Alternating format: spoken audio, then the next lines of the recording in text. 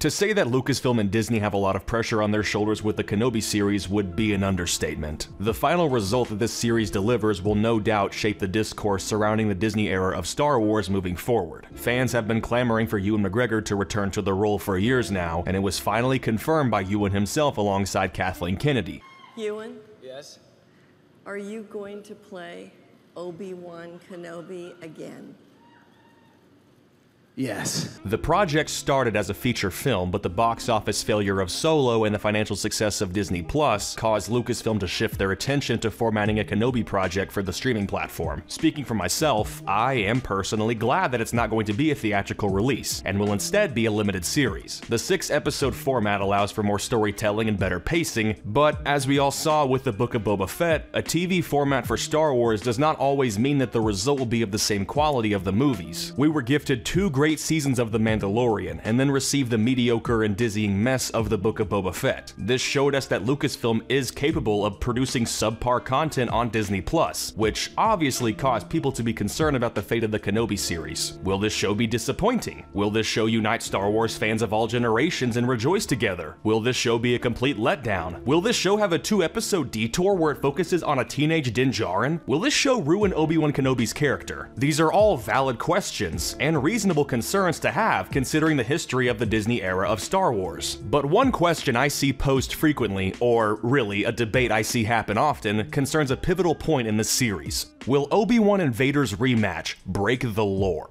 Unless you've been living under a rock, you know by now that Obi-Wan and Darth Vader will have a rematch in this series. As far as marketing goes, it's been called the rematch of the century. I can recall a while back when nothing was known about this show and people were convinced that if they did have a rematch, it would be in a dream sequence. Like, come on, did anyone truly believe that? I mean it, deep down, did anyone really think they would bring back Obi-Wan and Vader into the same TV event and not have them fight each other? If so, I have a casino on Alderaan to sell you. There is no reason anyone should be living in denial of this fact any longer. They literally released official concept art of their rematch. It's definitely happening. Amongst all the excitement, there does lie a reasonable concern. Would this rematch break the lore? Now, up until this show's announcement, there was never any indication that Obi-Wan encountered Vader between Revenge of the Sith and A New Hope. As of right now, since the Kenobi series isn't out as of this video being uploaded, the dialogue exchange between Obi-Wan and Vader in A New Hope is in reference to their duel on Mustafar and Revenge of the Sith 19 years prior. Obviously, this will change after the series is released. I've been listening to both sides of the debate, and I want to offer as much nuance here as possible, and I want to be as charitable as I can to the critics of this proposed rematch. If you think I'm not representing some of these critiques properly, feel free to call me out in the comments and tell me about your thoughts on the subject. The main criticism I see being floated around is that all the dialogue and subtext in A New Hope is indicative of the fact that Obi-Wan and Vader have never encountered each other in the 19 years since Vader burned alive on Mustafar. Dialogue such as, I sense something, a presence I've not felt since... or, I've been waiting for you, Obi-Wan. We meet again at last. The circle is now complete. When I left you, I was but the learner. Now I am the master. Even the way Vader describes Obi-Wan to Tarkin when he's detailing how he can feel his presence implies that he hasn't felt it since their last duel on Mustafar. The main issue I see people having with the potential rematch is that it undermines the original fight in A New Hope, which again is currently the first time they've fought since Mustafar, and that it breaks the lore. To all of that I say, yeah, does it?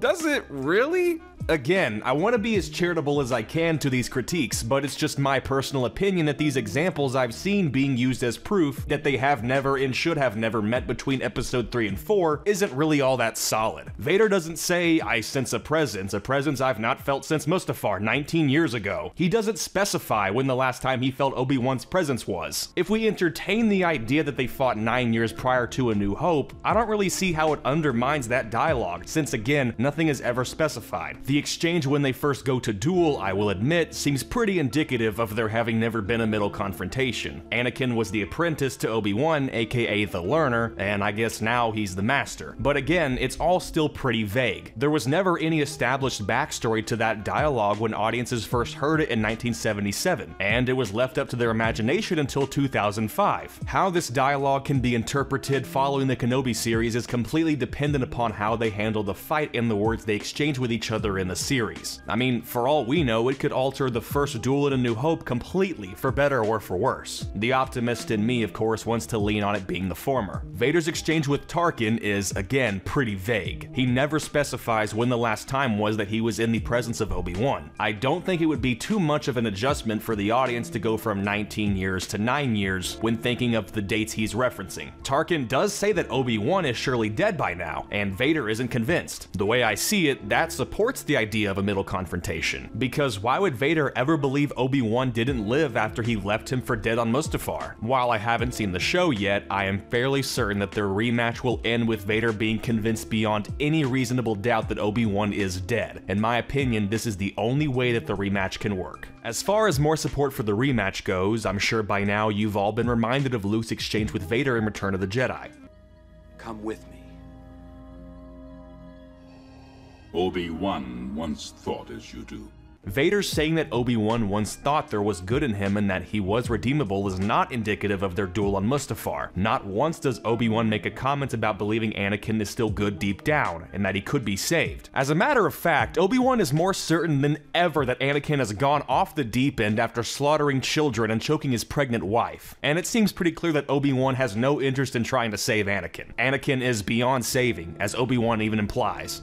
Well, then you are lost! Regardless of any previous script troubles and rewrites, I would be lying if I thought they were going to fumble the bag on the emotional weight behind their rematch. We'll have to wait until the show comes out, but I would be willing to bet that Obi-Wan makes at least some gesture or comment about how Anakin is still underneath that armor somewhere and that he can be saved. To recap, critics of the rematch, I hear you loud and clear. I understand that this is a bigger plot point to fill in, seeing as how their duel in A New Hope has been an emotional centerpiece for Star Wars since it was created. However, I think that we should all keep an open mind and just wait to see how it's handled. This is the one Star Wars project that literally everyone is waiting for. The hype surrounding this series is astronomical, and I want to believe, truly, I really want to believe that everyone involved put their heart and soul into the rematch in the writing and choreography department. The way I see it, the argument used to reject the idea of their rematch could be used to reject the proposal of a return for Darth Maul. Darth Maul was cut in half and fell down a giant hole in The Phantom Menace. Darth Maul is never again mentioned or seen in the prequels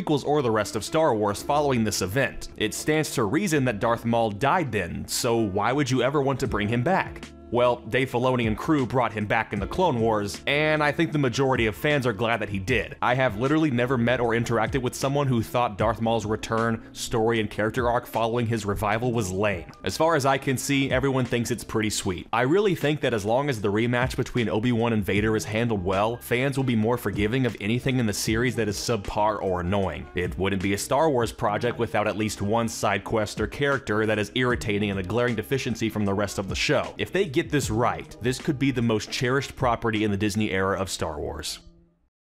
That'll do it for this video, but before I conclude, I just want to say thank you all for the support I've been getting over the past week. It took a month, but suddenly my video on the Book of Boba Fett started getting pushed in the algorithm, and I've gained thousands of views and roughly 100 subscribers in the past week. I crossed 300 subscribers very recently, and I can't lie, it's been pretty motivating. I want to get into a better routine of uploading, so if you have any requests or suggestions for topics you want to see me cover, please share them in the comments. I'm Remnacor, I'll see you all in the next one.